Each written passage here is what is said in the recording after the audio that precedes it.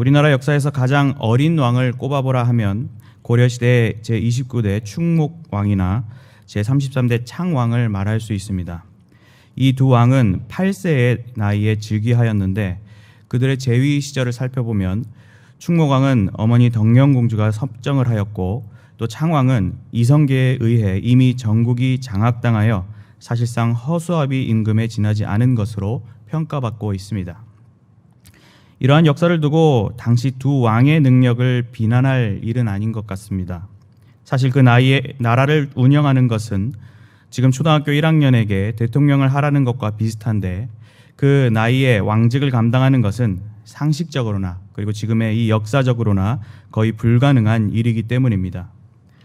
그런데 그런 8세도 아닌 아기가 왕으로 올 것이라 예고한 표현들이 있는데 바로 구약 성경 속의 예언입니다. 이는 인간의 머리로는 이해가 잘 되지 않는 것이겠지만 신자들은 이러한 사실을 진리로 여기며 살고 있습니다.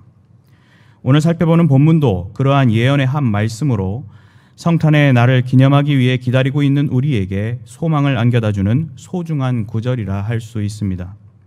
만일 우리가 이러한 구약의 예언을 잘 이해하고 우리의 삶에 잘 적용해 간다면 그 앞을 내다볼 수 없는 막막한 현실을 타개할 속 시원할 해결책이 될 것입니다. 이 시간에는 본문에서 선포되고 있는 말씀을 보며 이번 주간 성탄을 기다리고 또 기념하는 성도들에게 과연 어떠한 유익함이 있는지 함께 상고해 보고자 합니다. 첫째로, 신자는 구원자이신 예수님으로 인해 즐거움을 누립니다. 다 함께 본문 2절에서 5절을 봉독해 보겠습니다.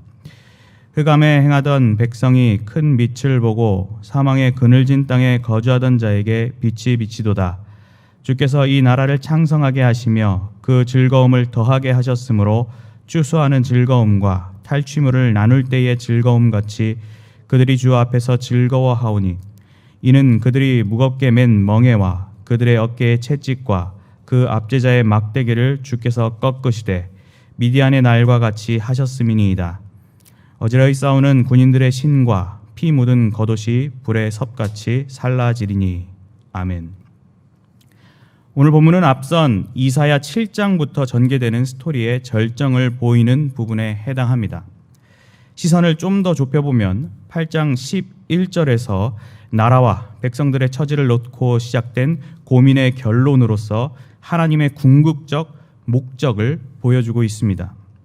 먼저 본문 앞 1절은 본래 마소라라고 불리는 히브리 전통 사본에서 8장의 마지막 절로 나타나는데 70인역이나 영역본에서는 9장의 첫 절로 자리 잡고 있습니다. 흐름상으로는 8장의 부정적 분위기에서 9장의 긍정적 분위기로 전환되는 가교 역할을 하고 번역에도 복잡한 고민들이 있기에 학자마다 단락을 묻는 기준이 다르기도 합니다. 오늘 본문에서는 긍정적인 분위기로의 본격적인 전개를 이루고 있는 2절부터 살펴보고자 합니다. 선지자는 먼저 흑암에 행하던 백성이 큰 빛을 보고 사망의 그늘진 땅에 거주하던 자에게 빛이 비치도다고 어둠과 빛의 개념을 대조시키며 빛나는 소망을 독자들에게 안겨주고 있습니다. 이사야 8장의 마지막 22절을 보면 흑암이란 표현이 3번이나 등장하는데 이는 7장에서 소개되는 하나님의 말씀을 따르지 않는 아하스라는 불성실한 군주로 인하여 나라가 겪게 될 절망적 결과를 묘사합니다. 여기서 흑암은 길과 생명을 찾을 수 없고 절망적이며 두려움을 드러내는 표현입니다. 성경의 많은 부분에서도 그러한 흑암을 서술하고 있습니다. 참 보시기에 좋았던 하나님의 창조사역 이전에는 흑암이 이 땅에 가득하다 하였습니다. 생명과 하나님의 자비가 나타나지 않는 공허한 개념인 것입니다. 또 모세의 출애굽 가운데 하나님께서 행하신 10가지 재앙 중 마지막 장자의 죽음에 앞서 일어난 9번째 재앙이 바로 흑암의 재앙이었습니다. 흑암은 곧 하나님의 심판이요 재앙으로서 강력한 두려움이었던 것입니다. 나아가 예수님께서 십자가에 못 박히실 때엔 온 땅에 어둠이 임하기도 하였습니다. 백성들은 바로 그러한 최악의 상태 속에 있었고 갈 길을 몰라 헤매던 무리였습니다. 그러한 절대적 어두움 속 아무것도 볼 수 없는 그들에게 갑자기 생명의 빛이 들이웁니다. 그런데 그 빛은 그냥 평범한 빛이 아니었습니다. 큰 빛이라는 특별한 용어를 사용하여 그 빛이 어느 빛과도 비교할 수 없는 세상에서 가장 밝고 강력한 빛임을 시사합니다. 흑암과 고통의 흑암, 심한 흑암이라 했던 흑암의 절정에서 큰 빛으로 매우 극명한 대전환을 이루게 된 것입니다. 이어서 비슷한 표현으로서 사망의 그늘진 땅에 거주하던 자가 등장하는데, 사망의 그늘진 땅이란 예루살렘에서 멀리 떨어져 소외되고 천대받으며 늘 외적의 침입에 노출되어 있던 갈릴리 등의 변방 지역을 가리킵니다. 그러한 곳에 거주하던 자는 곧 영적인 의미로 사망 권세 아래 있는 것으로 이해할 수 있습니다. 바로 그런 그들에게도 영광스러운 빛이 비춰진 것입니다.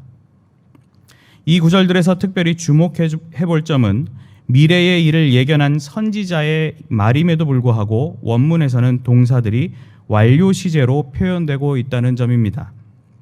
이는 예언적 완료형이라고도 불리는 매우 독특한 형식으로 현재 하나님의 나라의 존재를 설명하는 이미 그리고 아직 아니의 개념과도 연결지어 생각해 볼 수 있습니다. 너무나도 확실한 이미 작정하시고 반드시 행하실 일을 선지자는 성취된 개념으로서 예언한 것입니다. 이어진 3절에서 선지자는 그렇게 흑암에서 구해주신 후 누리게 될 즐거움의 크기가 어떠한지 소개합니다. 주께서 백성들의 나라를 창성하게 하심으로 즐거움이 더할 것이다고 합니다. 그 구체적인 내용을 두 가지 은유로서 묘사하는데, 수확의 즐거움과 탈취물, 즉 전리품을 나눌 때의 즐거움입니다. 사실 이 두 가지는 백성들에게 있어 두렵고 걱정되는 요소였습니다. 여러 악재로 인하여 필요한 만큼 수확하지 못하는 절망을 걱정하고 외세의 공격과 약탈로 갖고 있는 것마저도 잃게 되는 비참함을 염려하던 백성들이 이제 정반대로 즐겁게 누리게 된다는 것입니다. 농부로서 가장 보람되고 감사한 시간은 바로 수확의 때입니다. 또 군사로서 가장 만족하고 즐기는 시간은 바로 전리품을 나눌 때입니다. 바로 주님의 일꾼이여 군사인 우리 신자에게 가장 극적인 즐거움을 선사해 주실 것을 우리에게 보여주고 계신 것입니다. 이젠 그 즐거움을 3절 마지막 표현처럼 원없이 누리며 그것도 주 앞에서 당당히 누리게 된 것입니다. 특별히 이 즐거움의 개념은 이사야에서만 20번 이상 등장하는 개념으로 복음의 중요한 요소 중에 하나입니다. 그런데 이 즐거움을 어떻게 얻게 된 것입니까? 무슨 일이 있었길래 그 즐거움을 누릴 자격을 얻게 된 것입니까? 이어지는 4절을 보면 백성들이 무겁게 맨 멍에와 어깨의 채찍과 그 압제자의 막대기를 주께서 꺾으셨기 때문이다고 밝힙니다. 아수르의 황제들은 포로로 삼은 민족에게 어떻게 무거운 멍에를 지웠는지 말하는 것을 좋아했다고 합니다. 채찍과 막대기도 포로 생활을 잘 나타내는 표현으로 그것들을 쓰지 못하도록 꺾어버리는 주의 역사는 구속사를 이끄시는 하나님의 모습을 잘 투영하고 있습니다. 특히 미디안의 날이란 표현은 지금 예언이 허상처럼 받아들일 것이 아니며 기드온과 300용사를 통해 실제 미디안 군사를 치셨던 그 날로 백성들의 용맹스럽고 영광스러웠던 그 때를 상기시키는 의도가 있습니다. 요즘 말로 리즈 시절 같은 개념으로 짜릿한 승리의 맛을 알던 그 시절을 다시 들추었을 때 백성들은 사기충천, 용기백배하게 됐을 것입니다. 그것뿐만 아니라 멍에, 채찍, 막대기 같은 용어들도 애굽 종살이가 떠오르는 단어들로서 출애굽 당시 백성들의 기쁨을 연상시키기에 충분한 의도적 표현으로 보입니다. 이처럼 해방의 자유를 안겨주셨는데 그것이 완전히 이루어졌는가를 가늠하는 것은 전쟁의 종결 유무에 있다 할 수 있습니다. 휴전과 종전의 개념을 잘 모른 채 종전을 추구하는 이 시대 어느 무리들도 있지만 아무튼 휴전과 종전의 차이는 실로 큽니다.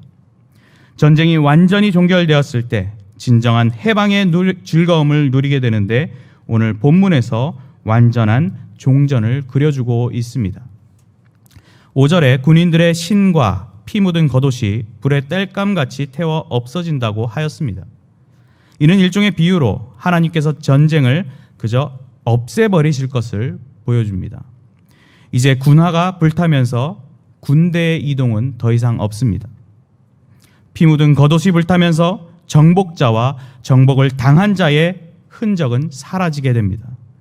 즉 하나님은 스스로 주도하시는 전쟁의 종결자로서 우리에게 해방의 자유를 안겨주시는 분이십니다. 한 가지 생각해 볼 점은 이 과정에서 하나님께서 백성들을 통해 다른 큰 전쟁을 일으키지도 비아냥이나 복수를 하도록 하지 않으셨다는 사실입니다. 그러한 하나님을 온전히 이해하고 또 신뢰하고 또 의지한다면 우리 신자들이 이 시대를 살아가는 가운데 가지는 저항의 방식에도 더욱 의미 있는 성숙을 가지게 될 것이라 여겨집니다. 군대에 신병이 들어올 때 선임들이 하는 장난이나 농담들이 많이 있습니다. 그 중에 기억에 남는 이야기가 있는데 신병에게 먼저 눈을 감아보라고 한 후에 무엇이 보이냐고 묻습니다. 당연히 눈을 감으면 보이는 것이 없으니 신병은 아무것도 보이지 않습니다고 대답을 합니다. 그러면 선임은 그게 너의 남은 군 생활이야 라고 답하는 농담입니다. 저보다 긴 기간 군 생활한 분들도 계시겠지만 저도 2년간의 군 생활을 시작할 때만 해도 참으로 막막한 느낌을 가지며 시작했던 것 같습니다. 또 힘이 들고 지치는 시간도 있었지만 또 시간이 갈수록 이등병으로서의 긴장감은 점차 사라지고 또 휴가와 저녁의 날을 기다리며 소망의 시간으로 보내며 끝내 행복하게 전역을 하였습니다. 여러분도 눈을 감아보신다면 아무것도 보이지 않을 것입니다. 하지만 그것이 우리의 인생을 대변할 수는 없습니다. 여러분들은 누가 시키지 않아도 결국 눈을 뜨고 말 것이고 눈앞에 펼쳐진 길을 걷게 될 것입니다. 물론 그럼에도 우리에게는 크고 작은 어두움의 시간들이 멈추지 않고 찾아옵니다. 관계의 어려움, 주어진 프로젝트나 과제를 해내는 것, 무언가 잘못하는 일을 감당하는 등 우리는 막막함을 경험합니다. 넓게는 그것이 가난일 수도 있고 건강이 안 좋아 고통스러운 시간일 수도 있으며 코로나19로 인한 큰 어려움의 시간이 될 수도 있습니다. 어떻게 살아야 할지 도무지 앞이 보이지 않는 절망적 상황 속에서 우리가 무엇을 의지해야 하겠습니까? 나의 어깨를 무겁게 만드는 멍에와 나의 마음을 고통스럽게 만드는 압제자의 채찍과 막대기를 어떻게 감당해 나가야 하겠습니까? 누군가는 정부의 정책을 바라보고 도움을 줄 사람을 찾거나 금융기관이나 제도를 알아보기에 정신이 없기도 합니다. 하지만 우리가 가장 먼저 의지하고 따라야 할 분은 오직 예수 그리스도이십니다. 물론 주님께서는 그 지혜와 섭리 가운데 이 어두운 세상 속에서 세상의 제도와 방법 그리고 도구들을 통해 걸어갈 길을 우리에게 보여주시고 인도하시는 가운데 백성다운 모습으로 이끌어 가십니다. 만일 우리가 그런 주님의 도우심을 망각한 채 세상적 그리고 비윤리적 방법 등을 동원하는 데 혈안이 되어 해결하려는 모습을 보인다면 그것은 스스로를 무너뜨리며 더욱 어둠으로 자신을 몰아넣는 매우 어리석은 행동일 뿐입니다. 구원의 감격을 놓아버린 채 어두운 세상 속에서 찌들어가며 낙심하는 자들을 위해 구약시대 하나님께서는 선지자들을 보내시어 구속사의 원대한 흐름을 선포하셨습니다. 그리고 오실 메시아요 소망의 큰 빛이신 예수 그리스도에 관하여 예언함으로 반드시 될 구원의 역사를 말씀하셨습니다. 그러한 주님의 역사는 멍에와 채찍과 막대기를 완전히 꺾어버리고 승리의 삶으로 반드시 인도하실 것입니다. 지난 시간들을 돌아봤을 때 나의 추수거리가 없는 것 같고 심지어 나의 가지고 있던 것마저 빼앗겨버린 것 같은 착잡한 시간을 통과하고 계시다면 그런 염려를 잠시 내려놓으시고 나의 모든 것을 지으시고 보존하시며 누릴 수 있게 하시는 주님께로 나아가 그분을 굳게 신앙하시면서 간절히 구하시기 바랍니다. 유다 백성들의 전쟁 같은 치열한 삶을 종결지으시고 구원의 빛으로 해방시키기 위해 친히 이 땅에 찾아오신 예수 그리스도의 탄생을 즐거움으로 기념하시고 다시 오실 주님을 대망하는 신앙으로 나아가시기 바랍니다. 세상을 부러워하지 않고 그 누구도 누릴 수 없는 참된 즐거움을 만끽하며 살아간다면 여러 백성과 많은 성읍의 주민이 우리에게로 찾아오게 될 것입니다. 그러한 소망을 바라보시면서 구원자이신 예수님만이 우리에게 주실 수 있는 참된 즐거움을 누리시는 성도님들이 되시길 바랍니다. 둘째로, 신자는 통치자이신 예수님으로 인해 평화를 누립니다. 다 함께 본문 6절에서 7절을 봉독하겠습니다. 이는 한 아기가 우리에게 낳고 한 아들을 우리에게 주신 바 되었는데 그의 어깨에는 정사를 메었고 그의 이름은 기묘자라, 모사라, 전능하신 하나님이라, 영존하시는 아버지라, 평강의 왕이라 할 것임이라. 그 정사와 평강의 더함이 무궁하며 또 다윗의 왕자와 그의 나라에 군림하며 그 나라를 굳게 세우고 지금 이후로 영원히 정의와 공의로 그것을 보존하실 것이라. 만군의 여호와의 열심히 이를 이루시리라. 아멘. 앞선 구원의 즐거운 소식을 전한 선지자는 하나님께서 어떻게 그 일을 해 나가시는지 설명합니다. 그것은 무슨 재력이나 정치력 또는 군사력 같은 세상적 힘을 통하여 이루실 일이 아니었습니다. 단지 선지자는 독자들에게 한 아기를 소개합니다. 이 아기를 한 아들이라고도 하였는데 보통 어린아이를 묘사할 때 예쁘다, 귀엽다, 조그맣다 등을 말하지만 이어지는 설명들을 보면 다소 생소한 표현들이 이 아이에게 쓰이고 있습니다. 우선 그의 어깨에 정사를 메었다는 점에서 그 아기가 곧 왕이라는 사실을 비춰주고 있습니다. 왕으로 보냄받은 이 아이의 이름을 명시하고 있지 않기에 히스기야의 탄생과 연결짓는 학자들의 의견도 있지만 메시아이신 예수 그리스도를 예표하는 것으로 보는 것이 학자들의 중론이며 매우 자연스럽습니다. 이 아이는 우리에게 낳고 우리에게 주신 바 됐다는 표현에서 보듯 탄생이란 과정을 통해 이 세상에 온 인간의 아이임을 알 수 있습니다. 물론 그 아이는 하나님께서 베푸시고 보내신 하나님께 속한 존재입니다.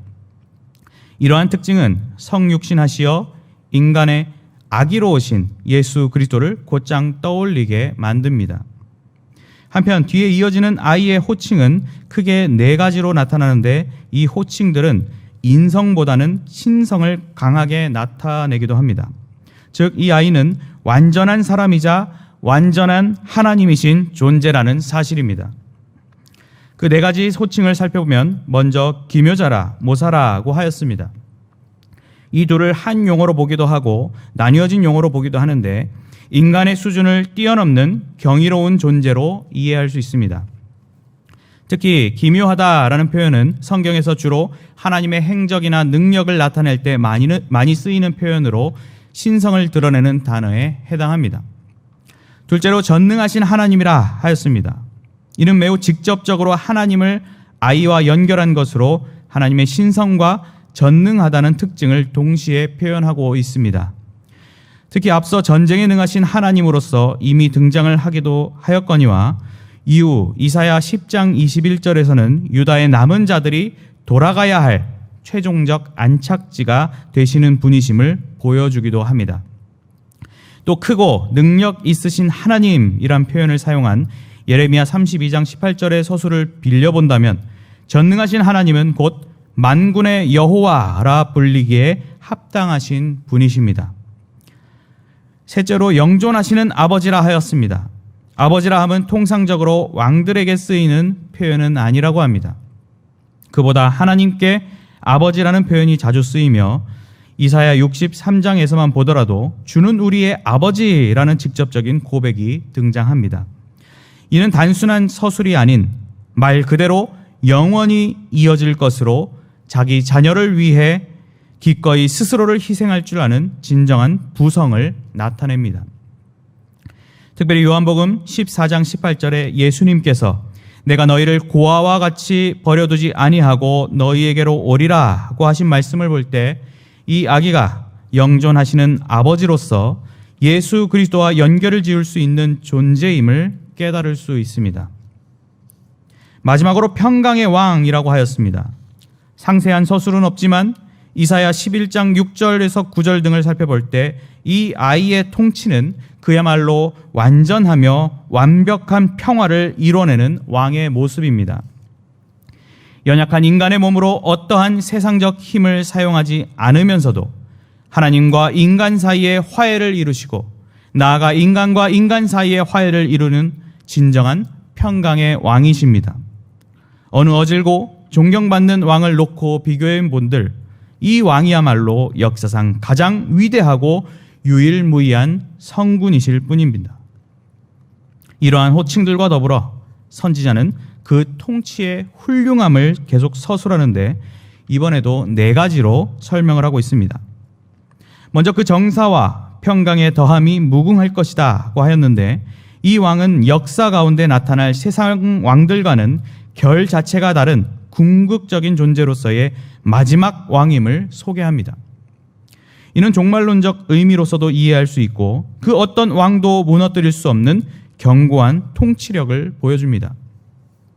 둘째로 다윗의 왕자와 그의 나라에 군림하여 그 나라를 굳게 세운다고 하였는데 이는 사무엘하 7장에서 다윗에게 내 집과 내 나라가 내 앞에서 영원히 보존되고 내 왕위가 영원히 경고하리라고 하신 하나님의 언약, 곧 다윗 언약을 재확인시키며 그가 메시아적 존재이심을 확인시켜 주고 있습니다. 셋째로 지금 이후에 영원히 정의와 공의로 그것을 보존하실 것이라고 합니다. 이 왕의 영원한 통치의 주된 방식은 정의와 공의로 이 2가지 성품은 이사야를 비롯한 성경에서 하나님의 통치 속성으로 나타납니다. 이는 앞선 왕들이 이루지 못한 완전한 통치 형태인데 메시아인 이 왕은 그러한 정의와 공의를 세상에 실현함으로 참된 하나님 나라를 이루는 영광스러운 족적을 남기게 될 것입니다. 마지막으로 선지자는 이러한 통치의 훌륭함을 보증하는 표현을 덧붙였는데 만군의 여호와의 열심히 이를 이루시리라고 한 것입니다. 어느 정치인이 자신의 이름을 넣고 누구누구는 합니다는 슬로건을 외치기도 하지만 그 공약들을 수정할 때도 있었고 다 이루지도 못하였으며 사실상 모두를 만족시키지도 못하는 세상 전체의 한계 속에 있음을 보게 됩니다. 하지만 만군의 여호와의 뜻과 열심은 온 우주와 세상 만물을 경이롭게 운영하셨고 위대한 구속 역사를 써나가고 계십니다. 이 열심은 번역에 따라 질투라는 용어로도 사용되는데 하나님께서는 이 세상을 매우 열정적으로 사랑하시는 분이심을 느낄 수 있으며 그러한 분이시기에 독생자 예수 그리스도를 이 세상에 보내신 것입니다. 오늘만 보더라도 쏟아지는 정치 기사들은 국민들의 피로도를 급격하게 상승시킵니다. 정계의 소식을 접하며 우리의 마음이 행복하거나 감격하는 일을 찾기란 매우 드뭅니다. 국내의 소식들에서 국외의 상황들을 살펴보아도 여전히 우리를 지치게 만들 뿐입니다. 여러 강대국들은 우리를 둘러싸며 외교, 경제적으로 우리를 가만두지 않고 있으며 군사적으로는 북한의 핵미사일이 우리를 정조준하며 위협합니다. 보건과 환경으로는 중국의 전염병과 미세먼지가 우리를 고통스럽게 합니다. 그러나 중에 국가의 새로운 발걸음을 정하는 대선이 80일도 남기지 않는 상황 속 기호 1, 2번 대통령 후보자 둘을 동시에 특검하자고 하는 참으로 불편한 새 시작을 준비하고 있습니다. 이런 각박하고 지치는 삶 속에서 이게 나라냐며 자신의 국가를 부정하기까지 하는 참으로 안타까운 시대를 살아가고 있습니다.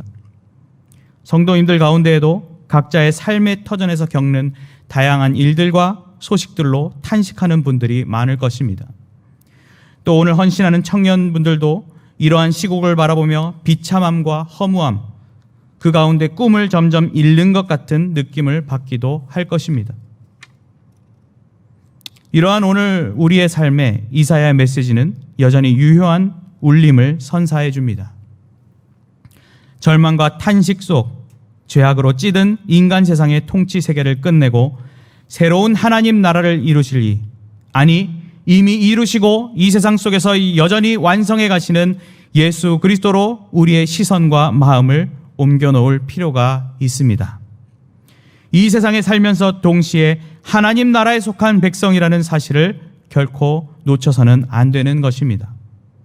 예수님께서는 자신의 어깨에 친히 정사를 메었고 우리 인생의 본질적 문제인 죄를 씻어내기 위해 십자가에 대신 못 박히신 희생의 왕이십니다.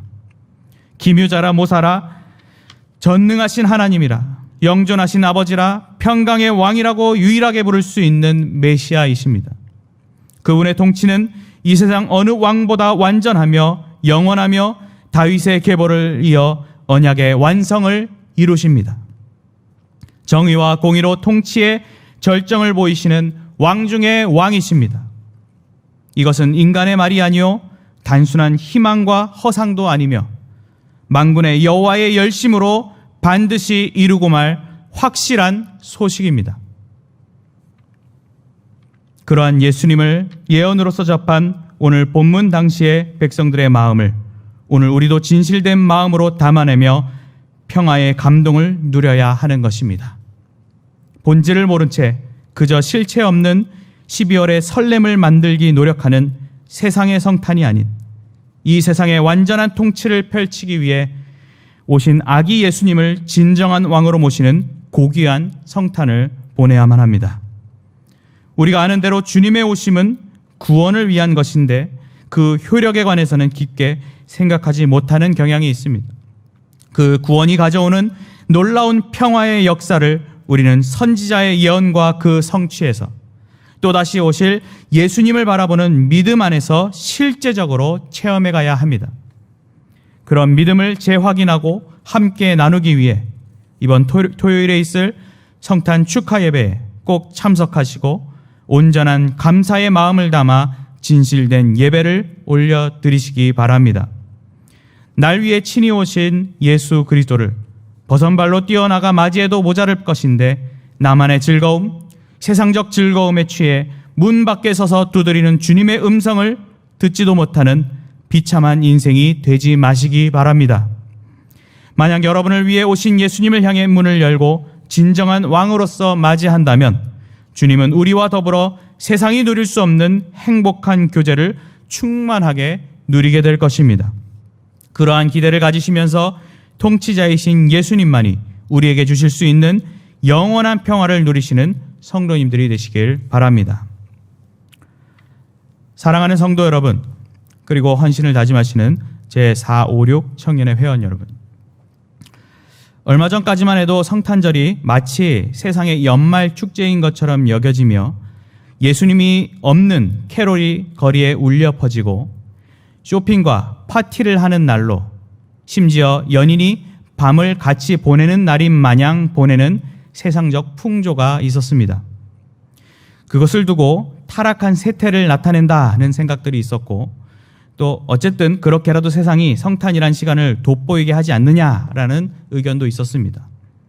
그런데 코로나19 사태를 겪으며 이젠 그런 설왕설래마저도 가질 수 없는 고요한 성탄의 계절을 지나보내고 있습니다.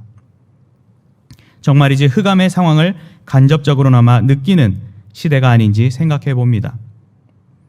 이럴 때 교회의 성도들과 또 이웃들에게 메리 크리스마스라는 인사를 건네보면 어떨까 싶습니다. 다만 그것이 세상 사람들도 외치는 12월의 인사가 아닌 그 속에 담긴 예수님의 구원 사역과 통치하심을 깊이 묵상하며 그로 인한 즐거움과 평화의 복된 소식을 진심을 담아 나누는 기회가 되었으면 합니다. 사회적 거리두기로 어느 때보다 고요한 성탄을 보내는 이때야말로 진정 큰 빛으로 오신 예수 그리스도로 얻게 된 참 행복을 드러낼 수 있는 좋은 기회로 여기시면서 가족과 함께 성도와 이웃과 함께 성탄절의 은혜를 깊이 체험하시기 바랍니다. 복된 성탄의 주간을 보내시면서 구약의 선지자가 예언하였던 구원자요 통치자이신 예수 그리스도, 그분으로 인하여 즐거움과 평화를 풍족히 누리시는 성도님들과 제456 청년회 회원 여러분들이 되시길 주님의 이름으로 간절히 축원합니다.